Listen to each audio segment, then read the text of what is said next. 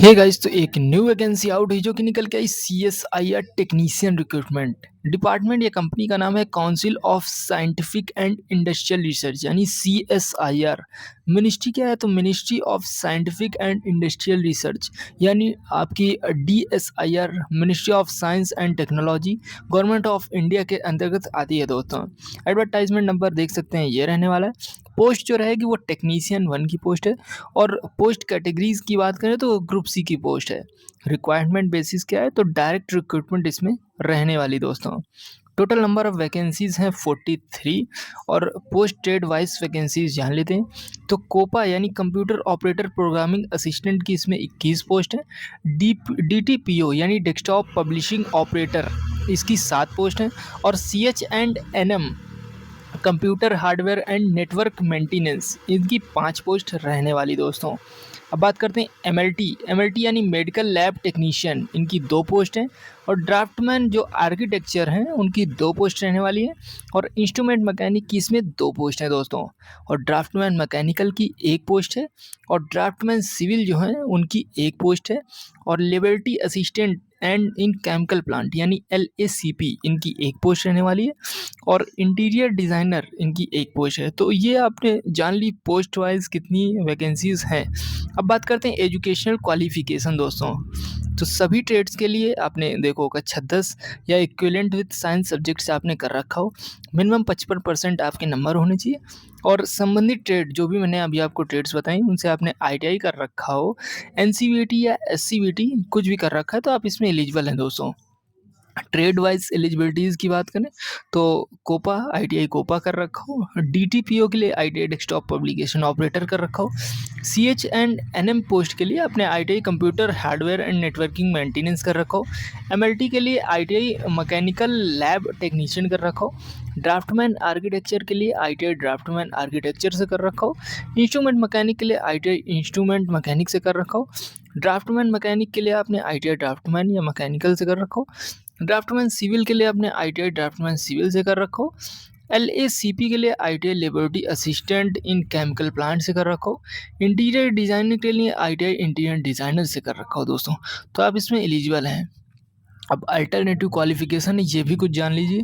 ITI certificate के अलावा कुछ ट्रेड में अल्टरनेटिव भी दिए गए, जैसे 10th विथ साइंस मतलब कक्षा 10 साइंस सब्जेक्ट से प्लस 55% नंबर प्लस संबंधित ट्रेड में 2 साल फुल टाइम अप्रेंटिस आपने कर रखा हो और रिकग्नाइज्ड यूनिवर्सिटी से। ओके, मतलब आपने अगर अप्रेंटिसशिप भी कर रखी है 2 साल की कहीं से तो आप वो भी इक्विवेलेंट है। 10th और प्लस 55% नंबर प्लस संबंधित ट्रेड में 3 साल का आपको वर्क एक्सपीरियंस भी है मिनिस्ट्री या डिपार्टमेंट या ऑर्गेनाइजेशन, PSU या ऑटोनोमस बॉडी जितनी भी हैं अंडर सेंट्रल स्टेट और UT गवर्नमेंट के, तो आप इसमें तब भी आप इसमें एलिजिबल हैं दोस्तों। अब बात करते हैं क्या इसमें फ्रेशर्स अप्लाई कर सकते हैं? तो बिल्कुल आपको दिख ही रहा है कि जिन कैंडिडेट के पास 10th प्लस 55% नंबर और संबंधित ITI सर्टिफिकेट या नेशनल स्टेट ट्रेड सर्टिफिकेट है, उनके अलावा अलग से वर्क एक्सपीरियंस ज़रूरत नहीं है दोस्तों। 2 साल की अप्रेंटिसशिप या 3 साल का वर्क एक्सपीरियंस वाले कैंडिडेट के लिए ITI सर्टिफिकेट के अल्टरनेटिव क्वालिफिकेशन रूट्स दिए गए हैं। यानी उन्होंने ITI नहीं की है और उनके पास 2 साल का अप्रेंटिसशिप है या 3 साल का वर्क एक्सपीरियंस है तो वो भी एलिजिबल हैं दोस्तों। ओके, अब बात करते हैं एक्सपीरियंस की। तो ITI जो क्वालिफिकेशन रूट में अलग से एक्सपीरियंस रिक्वायर्ड नहीं है। अल्टरनेटिव रूट में संबंधित ट्रेड में 2 साल का फुल टाइम अप्रेंटिसशिप या 3 साल का रिलेवेंट वर्क एक्सपीरियंस दिया गया है। जहाँ एक्सपीरियंस प्रिस्क्राइब है वहाँ मिनिमम एजुकेशन क्वालिफिकेशन प्राप्त करने के बाद रिलेवेंट एक्सपीरियंस होना ज़रूरी है दोस्तों। अब बात करते हैं सैलरी या पे स्केल कितना मिलेगा।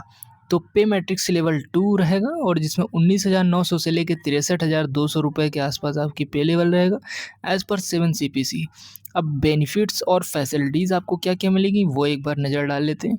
तो HRA एवं travelling allowance central government rule के अनुसार आपको दिए जाएंगे। लीव ट्रैवल और जो हैं लीव वो LTC वो आपको मिलेंगे। मेडिकल एक्सपेंसेस आपको मिलेंगे और चिल्ड्रंस एजुकेशन अलाउंस मिलेंगे। CSIR रूल के अनुसार अन्य जितने भी एप्लीकेबल बेनिफिट्स हैं वो आपको मिलेंगे। एबिलिटीज़ के आधार पर CSIR रेजिडेंट अलॉटमेंट रूल के अनुसार आपको मिलेंगे। एकोमोडेशन मिलने पर एचआरए एडमिन जो है एडमिसिबल रहेगा। और न्यू एंट्रीज़ के लिए नेशनल पेंशन सिस्टम यानी एनपीएस मिलेगा। और टेक्निकल और सपोर्ट स्टाफ के लिए और असाइनमेंट प्रमोशन स्कीम के माध्यम से करियर एडवांस होते हैं वो आपको अपॉर्चुनिटीज़ दी जाएंगी दोस्तों।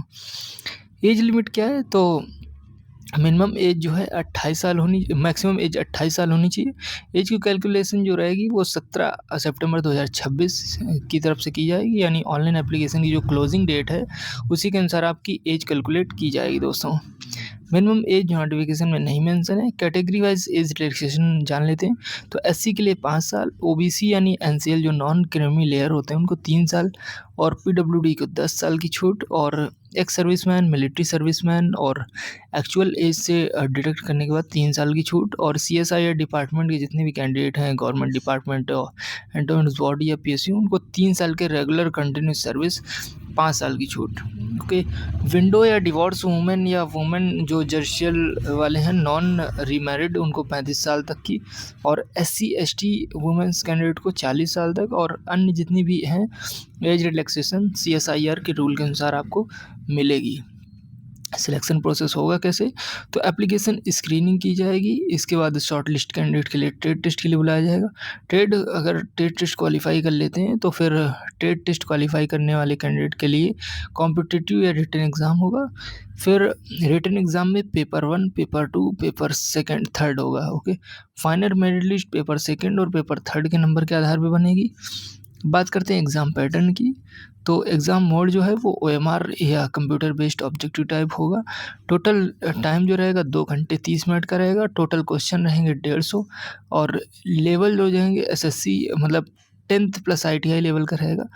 इसके बाद पेपर फर्स्ट जो रहेगा टाइम रहेगा 1 घंटे का, क्वेश्चन रहेंगे 50, और मिनिमम नंबर जो मिलेंगे वो 100 नंबर मिलेंगे मैक्सिमम नंबर, और 2 मार्क्स पर करेक्शन जो करेक्ट आंसर है उसके 2 नंबर मिलेंगे। ओके, 50 क्वेश्चन रहेंगे, एक क्वेश्चन के 2 नंबर, तो टोटल 100 नंबर आपके रहने वाले दोस्तों। ओके, और कोई नेगेटिव मार्किंग इसमें नहीं है। इसमें जनरल रीजनिंग और quantitative aptitude, reasoning, problem solving और सिचुएशन जजमेंट आदि शामिल होंगे। पेपर सेकंड की बात करें तो 30 मिनट का टाइम मिलेगा, और जनरल अवेयरनेस रहेगी इसमें 25 क्वेश्चन रहेंगे, 75 नंबर के रहेंगे। इसके बाद इंग्लिश लैंग्वेज रहेगी, 25 क्वेश्चन रहेंगे, 75 नंबर के दोस्तों आपके रहने वाले हैं, और रॉन्ग आंसर पर 1 मार्क्स की नेगेटिव मार्किंग रहेगी। इसका पेपर थर्ड जो है इसमें टाइम रहेगा 1 घंटे का। इसमें जो आपका कॉन्सर्न सब्जेक्ट ट्रेड मतलब ट्रेड का जो सब्जेक्ट है वो आएगा। 50 क्वेश्चन रहेंगे 150 नंबर के, और रॉन्ग आंसर पर 1 नंबर काट लिया जाएगा। इसके बाद ट्रेड टेस्ट या पेपर थर्ड सिलेबस की बात करें तो डिटेल सिलेबस नोटिफिकेशन नहीं दिया है। नोटिफिकेशन और ट्रेड टेस्ट पेपर थर्ड और सिलेबस बाद में सीएसआईआर की ऑफिशियल वेबसाइट पर लॉन्च होगा दोस्तों। एप्लीकेशन फ़ीस की बात करें तो यूआर, ओबीसी, ईडब्ल्यूएस या अन्य जो भी है उनको 500 रुपये फॉर्म फीस, और वुमेन, एससी, एसटी, पीडब्ल्यू और एक्स सर्विसमैन को कोई भी फॉर्म फीस नहीं देनी दोस्तों। ओके, फ़ीस पेमेंट की बात करें तो एसबीआई क्लेट के माध्यम से ऑनलाइन जमा कर सकते हैं। जॉब लोकेशन की बात करें तो सीएसआईआर हेडक्वार्टर और जो है यूनिट्स हैं दिल्ली, एनसीआर, पुणे और मुंबई यानी महाराष्ट्र में, तो यहाँ पे आपकी जॉब रहेगी। सेलेक्टेड कैंडिडेट को रिक्वायरमेंट के अनुसार इन 3 लोकेशन में किसी भी जगह पर इनिशियली पोस्ट दिया जा सकता है। ओके, अब बात करते हैं इंपॉर्टेंट डेट्स की, तो इसके जो फॉर्म स्टार्ट है वो आपके स्टार्ट हैं 18 अगस्त 2026 से। सुबह 10 बजे फॉर्म स्टार्ट हो जाएंगे, और मतलब हो चुके हैं, और इसकी जो लास्ट डेट है फॉर्म भरने की वो है 17 सितंबर 2026 शाम को 5 बजे तक इसका फॉर्म आप भर सकते हैं। और लास्ट डेट होगी इसकी सबमिटन की, जो मतलब फ़ीस सबमिटन की, वो 17 सितंबर 2026 है, शाम के 5 बजे तक आप इसकी फ़ीस पेमेंट कर सकते हैं। डॉक्यूमेंट्स रिक्वायर्ड कौन कौन से हैं, तो रिसेंट पासपोर्ट साइज फ़ोटोज़ होनी चाहिए आपके पास, सिग्नेचर्स होनी चाहिए, लाइव फ़ोटो कैप्चर होनी चाहिए, डेट और बर्थ सर्टिफिकेट होना चाहिए, 10th क्वालिफिकेशन का सर्टिफिकेट होना चाहिए, मार्कशीट होनी चाहिए आपके पास। अगर आपके पास एक्सपीरियंस सर्टिफिकेट है तो आप इसमें लगा सकते हैं, कास्ट सर्टिफिकेट है तो आप लगा सकते हैं, डिसेबिलिटी सर्टिफिकेट है तो आप लगा सकते हैं दोस्तों, और प्रेजेंट एम्प्लॉयर यानी एनओसी है तो आप लगा सकते हैं, और अन्य जितने भी सपोर्टिंग डॉक्यूमेंट्स हैं अगर आपके पास उपलब्ध हैं तो आप इसमें लगा सकते हैं।